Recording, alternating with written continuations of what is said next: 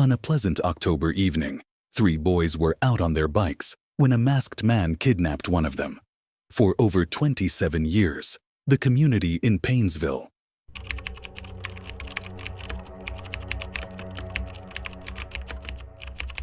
Jacob was born on February 17, 1978, to Patty and Jerry Wetterling. He had two younger siblings, Trevor and Carmen, and an older sister named Amy. The Wetterlings were a close-knit family known for their warmth and community involvement. Patty and Jerry were dedicated parents who encouraged their children to participate in various activities and were known for their supportive home environment. Jacob grew up in a small town where everyone knew each other. He attended St. Joseph Catholic School and was an active member of his community. His family lived in a cozy home near the town center, where Jacob spent his days playing with his friends and siblings. He was an energetic and curious boy with a variety of interests. He loved sports, particularly baseball and basketball, and was known for his enthusiasm on the field. He also enjoyed riding his bike and exploring the outdoors with his friends and family.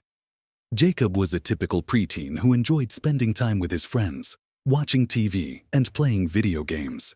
He had a tight-knit group of friends, including his best friend, Aaron Larson. The two boys were inseparable and often spent their afternoons riding bikes, playing games, or just hanging out. Jacob was well liked by his peers and teachers, and known for his friendly and outgoing personality. A typical day for Jacob would involve attending school, participating in after-school activities, and then spending time with his family. He would often help with chores around the house and spend the evenings playing with his siblings or doing homework. On weekends, Jacob might go on bike rides with his friends or participate in local sports events. The abduction. The morning of October 22, 1989, had actually started out as a great day. In the morning, Jacob had gone fishing with his father. After coming back, they watched a Vikings game for a while. Soon afterward, the boy's dad took Jacob and his brother Trevor outside to play football. That night, Patty and Jerry had plans to go to a friend's house for dinner. They planned on coming back home early as they left around 5:30 p.m. Being the responsible parents that they were, they told their kids that they would call from the friend's house and leave the house number so that they could be contacted in case of an emergency. The parents allowed Jacob to invite his friend Aaron over, so it was going to be a fun night for the three boys. Sometime around 8 p.m., Trevor called his parents to ask them if they could ride their bikes to the rental store and rent some videos. This was a common activity for them, and they often walked or cycled to the store together. At first, the boy's mother said no since it was late at night, but Trevor persisted and asked his father whether it was okay to go. To their luck, Jerry said it was okay for the boys to go as long as they carried flashlights and would be safe from oncoming traffic. Pleased with their plan, Jacob, his brother Trevor, and their friend Aaron set out on their bikes around 9 p.m., enjoying the crisp autumn air and each other's company. Not long after this, Patty and Jerry received a call that no parent wishes to get. It was a call from their neighbor who had called to inform them that someone had taken Jacob. Patty and Jerry frantically rushed home to assess the situation. Upon arriving home, Patty and Jerry quickly contacted the police to report Jacob missing. The police were notified, and soon, the search for Jacob began. Trevor and Aaron were interviewed by the police, providing as much detail as they could about the abduction. Here's their account of what happened.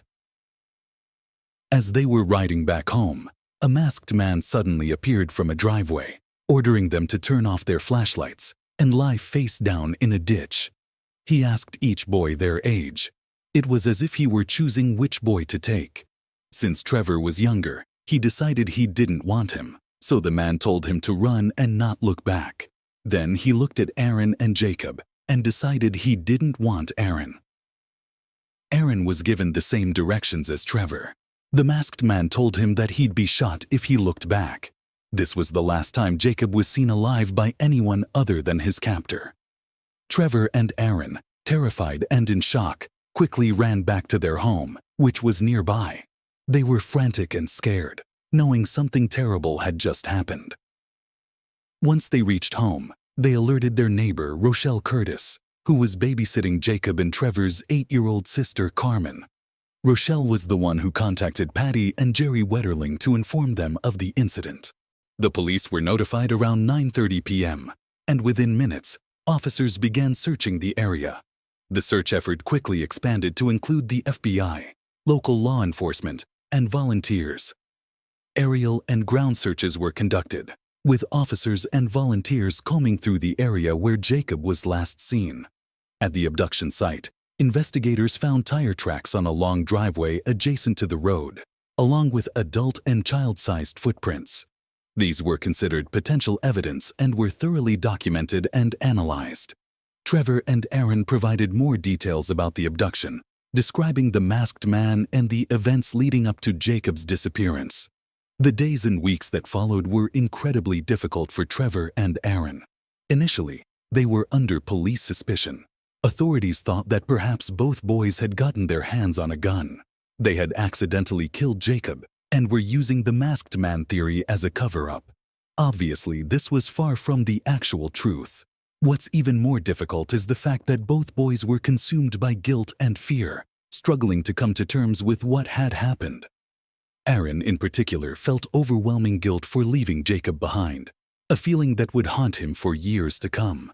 The community rallied around the Wetterling family, with hundreds of people participating in the search. Ham radio operators, private pilots, and local business leaders all contributed to the effort. The search area was extensive, covering a 700-square-mile region. The Wetterlings made a conscious decision to seek as much publicity for the case as possible. They appeared on national television shows, including CBS This Morning, and local news programs to keep Jacob's disappearance in the public eye. This effort generated numerous tips from around the country.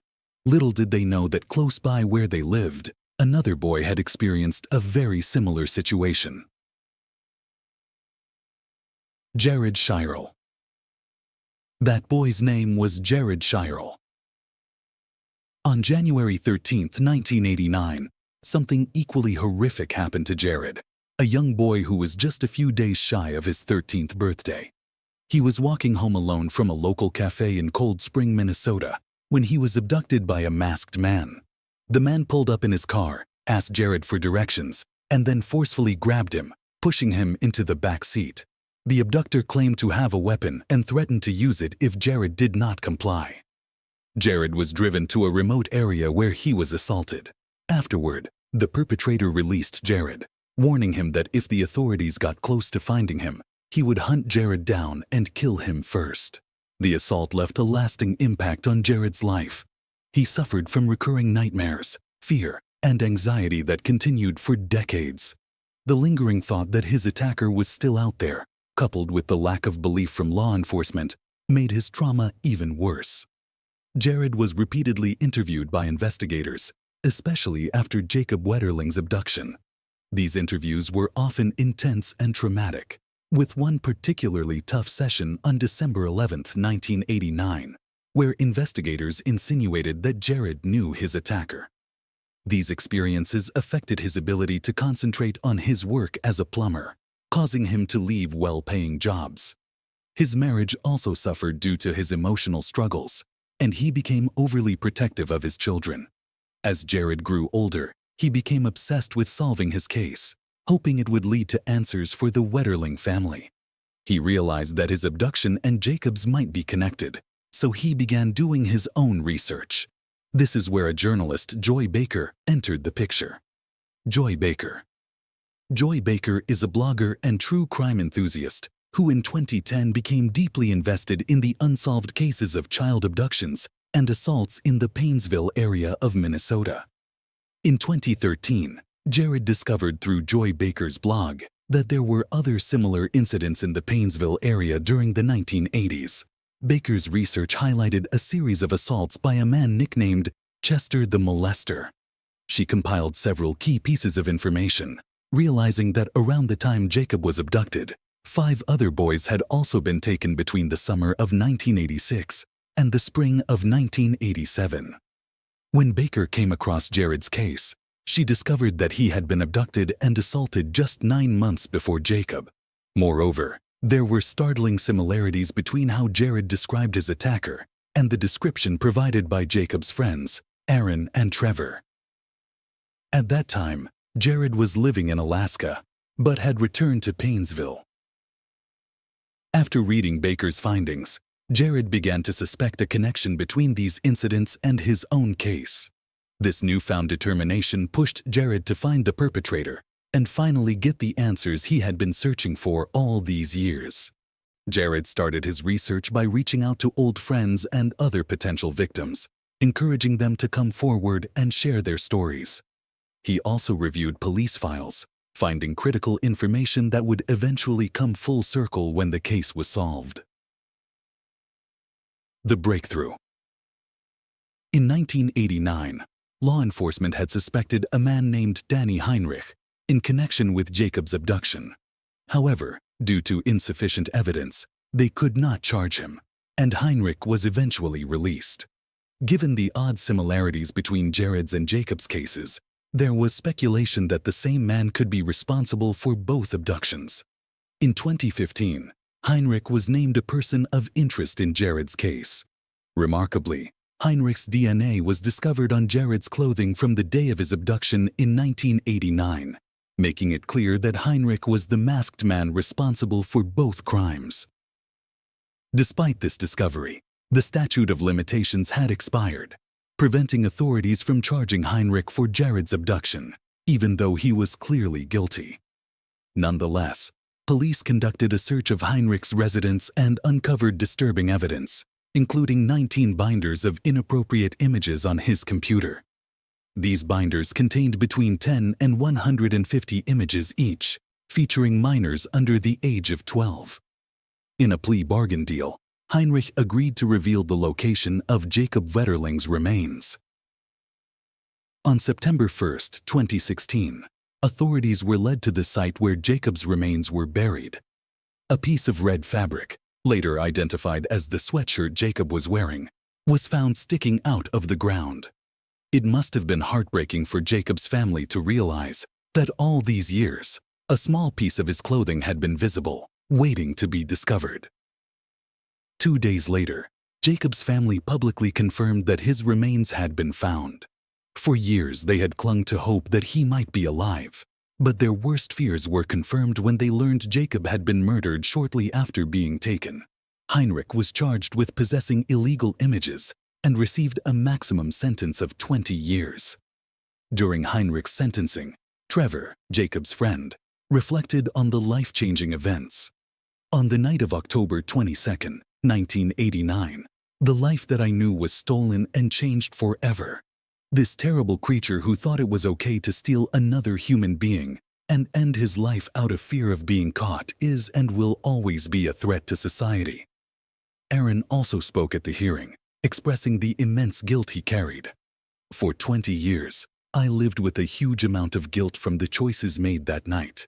I lived every day thinking I was the monster that night, the coward who left my friend, the coward who ran away. To this day, Aaron remains haunted by the fact that there was a 50-50th chance he could have been taken instead of Jacob. The final moments, Heinrich provided heart-wrenching details about what he did to Jacob after abducting him. He drove Jacob to a remote area near Painesville, where Jacob, crying, asked Heinrich, "What did I do wrong?" Heinrich then took Jacob to a secluded spot, where he removed the boy's clothing. Following the assault, Heinrich used a police scanner to monitor law enforcement. When he spotted a police car nearby, he panicked, realizing he needed to dispose of Jacob. By this point, Jacob, shivering from the cold, softly whispered, "I'm cold." He just wanted to go home. Heinrich made Jacob stand facing away from him, then raised a gun to Jacob's head. He pulled the trigger of a .38 caliber handgun, but it jammed. Heinrich fired a second time, and Jacob fell to the ground. He then buried Jacob's body in a shallow grave, and about a year later, he moved the remains to avoid detection. This isn't one of those cases where we're left to speculate. Tragically, knowing the truth in this case is far worse than not knowing anything at all.